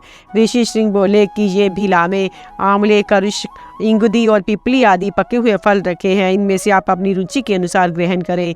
लोमश जी कहते हैं, राजन, उस वैश्य की लड़की ने उन सब फलों को त्याग कर उन्हें अपने पास से बड़े रसीले, दर्शनीय और रुचिवर्धक स्वादिष्ट पदार्थ दिए। इसके सिवा सुगंधित मालाएं, विचित्र और चमकीले वस्त्र तथा बढ़िया बढ़िया शरबत भी दिए। उन्हें पाकर ऋषि श्रृंग बड़े प्रसन्न हुए और हंसने खेलने में उनकी प्रवृत्ति हो गई। इस प्रकार उनके मन में विकार का अंकुर फूटता देख वैश्य उन्हें तरह तरह से लुभाने लगी। फिर कई बार उनका गाढ़ आलिंगन कर उनकी और कटाक्षपात करती अग्निहोत्र का बहाना करके वहां से चल दी। एक मुहूर्त बीतने पर आश्रम में कश्यप नंदन विभांडक मुनि आए। उन्होंने देखा कि ऋषि श्रृंग अकेले में ध्यान सा लगाए बैठे हैं। उनके चित्त की स्थिति सर्वथा विपरीत हो गई है। वह ऊपर को देख देख कर बार बार दीर्घ निश्वास छोड़ता है। उसकी ऐसी दीन दशा देखकर उन्होंने कहा, बेटा आज सायंकाल के अग्निहोत्र के लिए तुमने संविधाएं ठीक क्यों नहीं की कि आज तुम अग्निहोत्री निवृत्त हो चुके हो, आज तुम और दिनों की तरह प्रसन्न नहीं जान पड़ते, बड़ा ही चिंतित और अचेत और दीन से दिखाई देते हो, बताओ तो आज यहाँ कोई आया था क्या? ऋषि सिंह ने कहा, पिताजी यहाँ आश्रम में एक जटाधारी ब्रह्मचारी आया था। वह स्वर्ण के समान उज्ज्वल वरण था, उसके नेत्र कमल के समान विशाल थे। वह बड़ा ही रूपवान, सूर्य के समान तेजस्वी और अत्यंत गौरवर्ण था। उसके सिर पर बड़ी सुगंधित और लंबी लंबी काली जटाएं थी, वे सुनहरी डोरियों से गुथी हुई थी। आकाश में जैसे बिजली चमकती है उसी प्रकार उसके गले में स्वर्ण के आभूषण झिलमिला रहे थे। गले के नीचे उसके 2 मांसपिंड थे, वे रोमहीन और बड़े ही मनोहर थे। जिस समय वह चलता था उसके पैरों में बड़ी ही अद्भुत झनकार होती थी तथा मेरे हाथों में जैसे वह रुद्राक्ष की माला बंधी हुई है उसी तरह उसके दोनों हाथों में झनकारती सोने की लड़ियां पड़ी हुई थी। उसका मुख भी बड़ा ही विचित्र और दर्शनीय था। उसकी बातचीत सुनकर हृदय में आनंद की लहरें उठने लगती थी। उसकी कोयल सी वाणी बड़ी ही सुरीली थी, उसे सुनने में मेरे हृदय में हूक सी उठती थी। वह मुनि कुमार क्या था, मानो कोई देवपुत्र ही था। उसे देखकर मेरे मन में उसके प्रति बहुत ही प्रीति और आसक्ति हो गई है। उसने मुझे नए नए फल दिए थे, मैंने अब तक जो जो फल खाए हैं उनमें से किसी में भी वैसा रस नहीं मिला। उनमें ना तो वैसे छिलके ही हैं, ना उनके समान गुद्दा ही है। उस रूपवान मुनि कुमार ने मुझे बड़ा ही स्वादिष्ट जल पीने को दिया था। उसे पीते ही मुझे बड़े आनंद का अनुभव हुआ और पृथ्वी घूमती सी दिखाई देने लगी। वे जो बड़े ही विचित्र और सुगंधित पुष्प पड़े हैं उसके वस्त्रों में गुथे हुए थे, इन्हें बिखेर कर वह तब से दैदीप्यमान मुनि कुमार अपने आश्रम को चला गया है। उसके जाते ही मैं अचेत सा हो गया हूँ और मेरे शरीर में दाह सा होता है। मैं चाहता हूँ जल्दी से जल्दी उसके पास पहुँचूँ और उसे यहाँ लाकर सदा अपने पास रखूँ। विभांडक बोले, बेटा ये तो राक्षस हैं, ये ऐसे ही विचित्र और दर्शनीय रूप से घूमते रहते हैं। ये बड़े ही पराक्रमी होते हैं, ऐसे सुंदर सुंदर रूप धारण करके सर्वदा तपस्या में विदल डालने का विचार करते रहते हैं। जिस जितेंद्रिय मुनि को उत्तम लोकों में जाने की इच्छा हो उसे इनका साथ नहीं करना चाहिए। ये बड़े पापी होते हैं और तपस्वियों को विदन पहुंचाकर ही प्रसन्न होते हैं। तपस्वी को तो उनकी ओर आंख उठाकर देखना भी नहीं चाहिए। बेटा, तुम जिन स्वादिष्ट पेय पदार्थों की बात कहते हो उन्हें तो दुष्ट लोग पीते हैं। वे ही ऐसे रंग बिरंगे सुगंधित मालाएं पहनते हैं। ये चीज़ें मुनियों के लिए नहीं बताई गई हैं, ये राक्षस हैं। ऐसा कहकर भी भांडक मुनि ने अपने पुत्र को रोक दिया। स्वयं उस वैश्य को ढूंढने लगे। जब 3 दिन तक उसका कोई पता न लगा तो आश्रम में लौट आए। उसके पश्चात जब श्रोत विधि के अनुसार विभांडक मुनि फिर फल लेने के लिए गए तो वह वैश्य ऋषि श्रृंग को फंसाने के लिए फिर आए। उसे देखते ही ऋषि श्रृंग बड़े हर्षित हुए, हड़बड़ाकर उसके पास दौड़ आए तथा उससे बोले, देखो पिताजी के यहाँ आने से पहले ही हम तुम्हारे आश्रम को चलेंगे। हे राजन, इस युक्ति से विभांडक मुनि के एकमात्र पुत्र ऋषि श्रृंग को उन माँ बेटी ने नाव पर चढ़ा लिया और उसे खोलकर वे तरह तरह के उपायों से उन्हें आनंदित करती अंगराज लोमपाद के पास ले आए। अंगराज उन्हें अपने अंतःपुर में ले गए। इतने में ही उन्होंने देखा कि सहसा वृष्टि होने लगी, सब और जल ही जल हो गया। इस प्रकार अपनी मनोकामना पूर्ण होने पर राजा लोमपाद ने उन्हें अपनी कन्या शांता विवाह दी। इधर जब विभांडक मुनि फल फूल लेकर आश्रम में लौटे तो बहुत ढूंढने पर भी उन्हें अपना पुत्र दिखाई ना दिया। इससे उन्हें बड़ा ही क्रोध हुआ। ऐसी आकांक्षा हुई कि यह सारा षड्यंत्र अंगराज का ही रचा हुआ है। अतः वे अंगाधिपति के उनके नगर और राष्ट्र के सहित भस्म कर डालने के विचार से चंपापुरी की ओर चले। मार्ग में चलते चलते जब वे थक के उन्हें भूख सताने लगी तो वे ग्वालियों के संपत्तिशाली घोषों में आए। ग्वालों ने उनका राजाओं के समान बड़ा आदर सत्कार किया और वहाँ उन्होंने एक रात विश्राम किया। जब गोपों ने उनकी अत्यंत आवा भगत की तो उन्होंने पूछा, क्यों भाई, तुम किसके सेवक हो? तब वे सभी ग्वालिये बोले, ये सब आपके पुत्र की संपत्ति है। इस प्रकार देश देश में सत्कार पाने से और ऐसे ही मधुर वाक्य सुनने से उनका उग्र का शांत हो गया और वे प्रसन्न चित्त से अंगराज के पास पहुंचे। नरश्रेष्ठ लोमपाद ने उनका विधिवत पूजन किया। उन्होंने देखा कि स्वर्ग लोक में जैसे देवराज इंद्र रहते हैं वैसे ही वहाँ उनका पुत्र विद्यमान है। साथ ही उन्होंने विद्युत के समान चमचमाती अपनी पुत्र वधु शांता को भी देखा। पुत्र को अनेकों ग्राम और घोष मिले देखकर तथा शांता को देखकर उनका सारा क्रोध उतर गया। फिर तो जिसमें राजा लोमपाद की विशेष प्रसन्नता थी वही काम उन्होंने किया। पुत्र को वहीं छोड़कर उन्होंने उससे कहा, जब तुम्हारे पुत्र उत्पन्न हो जाए तो राजा का सब प्रकार मन रखकर वन में ही चले आना। ऋषि श्रृंग भी पिता की आज्ञा का पालन कर फिर उन्हीं के पास चले आए। शांता भी सब प्रकार अपने पति के अनुकूल आचरण करने वाली थी। वे भी वन में रहकर उनकी सेवा करने लगी। जिस प्रकार सौभाग्यवती अरुधंती वशिष्ठ की, लोपामुद्रा की अगस्त की और दमयंती नल की सेवा करती थी, उसी प्रकार शांता ने भी अत्यंत प्रेम पूर्वक अपने वनवासी पतिदेव की सेवा की। वह पवित्र पवित्र कीर्तिशाली आश्रम उन्हीं ऋषि श्रृंग का है। इस कारण इस समीपवर्ती विशाल सरोवर की शोभा भी बहुत बढ़ गई है। इसमें स्नान करके तुम कृत्य और शुद्ध हो जाओ, फिर दूसरे तीर्थों की यात्रा करना। परशुराम जी की उत्पत्ति और उनके चरित्रों का वर्णन। वैशंपायन जी कहते हैं, जन्मेजय उस सरोवर में स्नान करके महाराज युधिष्ठिर कौशिकी नदी के किनारे होते हुए क्रमशः सभी तीर्थ स्थानों में गए। वहां उन्होंने समुद्र तट पर पहुंचकर गंगा जी के संगम स्थान में मिली हुई 500 नदियों की सम्मिलित धारा में स्नान किया। इसके पश्चात वे समुद्र के किनारे किनारे अपने भाइयों के साथ कलिंग देश में आए। वहाँ लोमश जी कहने लगे, कुंती नंदन, ये कलिंग देश है, यहाँ वैतरणी नदी बहती है। इस स्थान पर देवताओं का आश्रय लेकर स्वयं धर्मराज ने यज्ञ किया था। इसके अनंतर भाग्यवान पांडवों ने द्रौपदी सहित वैतरणी नदी में उतरकर पितृ तर्पण किया। उस समय महाराज युधिष्ठिर कहने लगे, लोमश जी, इस नदी में आचमन करके मैं तप के प्रभाव से मानी विषयों से मुक्त हो गया हूँ। आपकी कृपा से मुझे सारे लोग दिखाई दे रहे हैं। देखिए, ये मुझे पाठ करते हुए वानप्रस्थों महात्माओं का शब्द सुनाई दे रहा है। तब लोमश जी ने कहा, राजन चुप हो जाइए, ये ध्वनि तो तुम्हें 30,000 योजन दूर से सुनाई दे रही है। वैशंपायन जी बोले, इसके पश्चात महात्मा युधिष्ठिर महेंद्र पर्वत पर गए। वहाँ एक रात निवास किया। वहाँ रहने वाले तपस्वियों ने उनका बड़ा सत्कार किया। लोमश मुनि ने उन भृगु, अंगिरा, वशिष्ठ और कश्यप वंशीय ऋषियों का परिचय दिया। फिर उनके पास जाकर राज ऋषि युधिष्ठिर ने प्रणाम किया और परशुराम जी के सेवक वीरवर अकृतवर्ण से पूछा, भगवान परशुराम जी इन तपस्वियों को किस समय दर्शन देंगे? इनके साथ ही मैं उनके दर्शन करना चाहता हूँ। अकृतवर्ण ने कहा, श्री परशुराम जी तो सबके हृदय की बात जानने वाले हैं। आपके आने का तो उन्हें पता लग ही गया होगा। आपके प्रति उनका प्रेम भी है ही, इसलिए वे शीघ्र ही आपको दर्शन देंगे। तपस्वियों को उनका दर्शन चतुर्दशी और अष्टमी को होता है। आज की रात बीतने पर कल चतुर्दशी होगी, तब आप भी उनका दर्शन करेंगे। युधिष्ठिर ने पूछा, आप जमदग्नि नंदन महाबली परशुराम जी के सेवक हैं। उन्होंने पहले जो जो कृत्य किए हैं वे सब आपने प्रत्यक्ष देखे हैं। अतः जिस प्रकार और जिस निमित्त से उन्होंने युद्ध में क्षत्रियों को परास्त किया था वह सब आप मुझे सुनाइए। अकृतवर्ण ने कहा, राजन, मैं भृगु वंश में उत्पन्न हुए जमदग्नि नंदन देवतुल्य भगवान परशुराम जी का चरित्र सुनाता हूँ। ये आख्यान बड़ा ही सुंदर और महान है। उन्होंने हैय वंश में उत्पन्न हुए जिस कार्तवीर्य अर्जुन का वध किया था उसकी 1000 भुजाएं थी। श्री दत्तात्रेय जी की कृपा से उसे एक सोने का विमान मिला था तथा पृथ्वी के सभी प्राणियों पर उसका प्रभुत्व था। उसके रथ की गति की कोई रोक नहीं सकता था। उस रथ पर वर के प्रभाव से वह वीर देवता, यक्ष और ऋषि सभी को कुचले डालता था। इस प्रकार उसके द्वारा सर्वत्र सभी प्राणी पीड़ित हो रहे थे। इसी समय कन्नौज नामक नगर में गादी नाम का एक बलवान राजा राज्य करता था। वह वन में जाकर रहने लगा। वहाँ उसकी एक कन्या उत्पन्न हुई थी जो अप्सरा के समान सुंदरी थी। उसका नाम था सत्यवती। उसके लिए भृगुनंदन ऋचिक ने राजा के पास जाकर याचना की।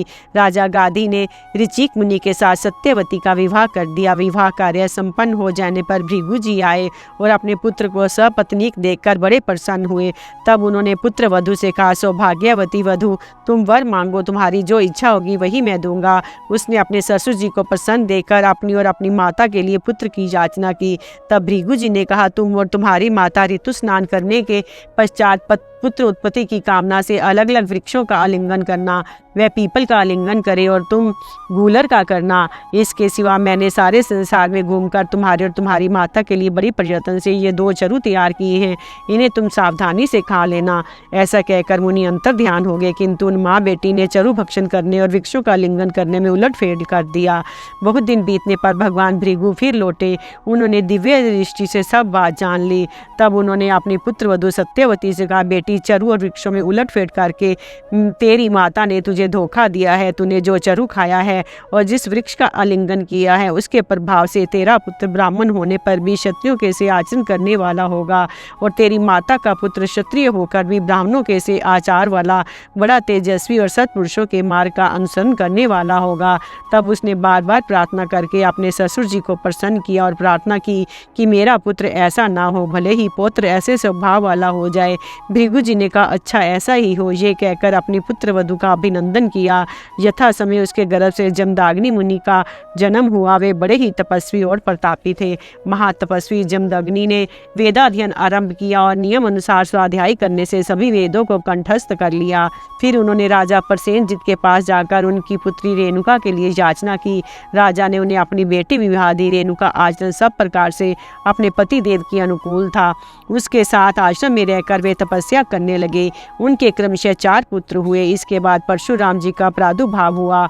ये 5वें थे। भाइयों में छोटे होने पर भी वे गुणों में सबसे बड़े चढ़े थे। एक दिन जब सब पुत्र फल लेने के लिए चले गए तो व्रतशिला रेणुका स्नान करने को गई। जिस समय वह स्नान करके आश्रम को लौट रही थी, उसने दैव योग से राजा चित्ररथ को जल क्रीड़ा करते देखा। उस संपत्तिशाली राजा को जल विहार करते देखकर रेणुका का चित्त चलायमान हो गया।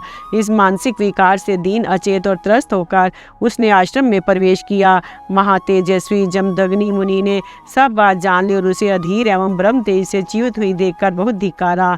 इतने में ही उनके ज्येष्ठ पुत्र रुकमवान और फिर सुषेण वसु और विश्वावसु भी आ गए। मुनि ने क्रमशः उन सभी से कहा कि इस अपनी माँ को तुरंत मार डालो, किंतु वे मोहवश हक्के बक्के से रह गए, कुछ भी ना बोल सके। तब मुनि ने क्रोधित होकर उन्हें शाप दिया, जिससे उनकी विचार शक्ति नष्ट हो गई। वे मृग एवं पक्षियों के समान जड़ बुद्धि हो गए। उन सब के पीछे शत्रु पक्ष के वीरों का संहार करने वाले परशुराम जी आए। उसने महातमस्विनी जमदग्नि मुनि से कहा, बेटा, आपने इस पापनी माता को भी मार डाल और इसके लिए मन में किसी प्रकार का खेद ना कर। यह सुनकर परशुराम जी ने फरसा लेकर उसी क्षण अपनी माता का मस्तक काट डाला। राजन, इससे जमदग्नि का कोप सर्वथा शांत हो गया। उन्होंने प्रसन्न होकर कहा, बेटा, तुमने मेरे कहने से ये काम किया है जिसे करना बड़ा ही कठिन है, इसलिए तुम्हारी जो जो कामनाएं हो वे सब मांग लो। तब उन्होंने कहा, पिताजी, मेरी माता जीवित हो जाए, उन्हें मेरे द्वारा मारे जाने की बात याद ना रहे, उनके मानस पाप का नाश हो जाए, मेरे चारों भाई स्वस्थ हो जाएं, युद्ध में मेरा सामना करने वाला कोई ना हो और मैं लंबी आयु प्राप्त करूं। परम तेजस्वी जमदग्नि ने वरदान के द्वारा उनकी सभी कामनाएं पूर्ण कर दी। एक बार इसी तरह उनके सब पुत्र बाहर गए हुए थे। उसी समय अनूप देश का राजा कार्तवीर्य अर्जुन उधर आ निकला। जिस समय वे आश्रम में पहुंचा, मुनि पत्नी रेणुका ने उसका आतिथ्य सत्कार किया। कार्तवीर्य अर्जुन युद्ध के मद से उन्मत्त हो रहा था। उसने सत्कार की कुछ कीमत ना करके आश्रम की होम धेनु को डकराते रहने पर भी उसके बछड़े को हर लिया और वहाँ के वृक्ष आदि भी तोड़ दिए। जब परशुराम जी आश्रम में आए तो स्वयं जमदग्नि ने उनसे सारी बातें कही। उन्होंने होम की गाय को भी रोते देखा। इससे वे बड़े ही कुपित हुए, काल के वशीभूत होकर सहस्त्र अर्जुन के पास आए। तब शत्रु दमन परशुराम जी ने अपना सुंदर धनुष से उसके साथ बड़ी वीरता से युद्ध कर पहने बाणों से उसकी परिधि सदृश हजारों भुजाओं को काट डाला, उसे परास्त कर काल के हवाले किया। इससे सहस्त्र अर्जुन के पुत्रों को बड़ा क्रोध हुआ और वे एक दिन परशुराम जी की अनुपस्थिति में आश्रम में बैठे हुए जमदग्नि जी पर टूट पड़े। परम तेजस्वी जमदग्नि जी तो तेजस्वी ब्राह्मण थे, तपस्वी ब्राह्मण थे। उन्होंने युद्ध आदि कुछ भी नहीं किया तो भी उन्होंने उन्हें मार डाला। इससे वे अनाथ की तरह हे राम यही चिल्लाते रहे। जब उनकी हत्या करके वे आश्रम से चले गए तो परशुराम जी समिधा लेकर आए। वहां अपने पिता को इस प्रकार दूरदर्शापूर्वक मरे देखकर उन्हें बड़ा दुख हुआ और वे फूट फूट कर रोने लगे। कुछ समय तक तो वे करुणापूर्वक तरह तरह से विलाप करते रहे। फिर उन्होंने महाबली भृगुनंदन क्रोध के आवेश में साक्षात काल के समान हो गए। उन्होंने अकेले ही कार्तवीर्य के सब पुत्रों को मार डाला। उस समय जिन जिन क्षत्रियों ने उनका पक्ष लिया उन सब का भी उन्होंने सफाया कर दिया। इस प्रकार 21 बार भगवान परशुराम ने पृथ्वी को क्षत्रियहीन कर दिया और उनके रक्त से समंत पंचक क्षेत्र में 5 सरोवर भर दिए। इसी समय महर्षि ऋचिक ने साक्षात प्रकट होकर उन्हें इस घोर कर्म से रोका। तब उन्होंने क्षत्रियों का संहार करना बंद कर दिया और सारी पृथ्वी ब्राह्मणों के दान कर दी। इस प्रकार समस्त भूमंडल ब्राह्मणों को देकर वे इस महेंद्र पर्वत पर निवास करते हैं। वैशंपायन जी कहते हैं, राजन, फिर 14 के दिन अपने नियम के अनुसार महामना परशुराम जी ने समस्त ब्राह्मण और भाइयों के सहित महाराज युधिष्ठिर को दर्शन दिए। धर्मराज ने अपने भाइयों के सहित उनका पूजन किया और वहां रहने वाले सब ब्राह्मणों का खूब सत्कार किया। फिर परशुराम जी की आज्ञा से उस रात को महेंद्र पर्वत पर ही रहकर वे दूसरे दिन दक्षिण की ओर चले।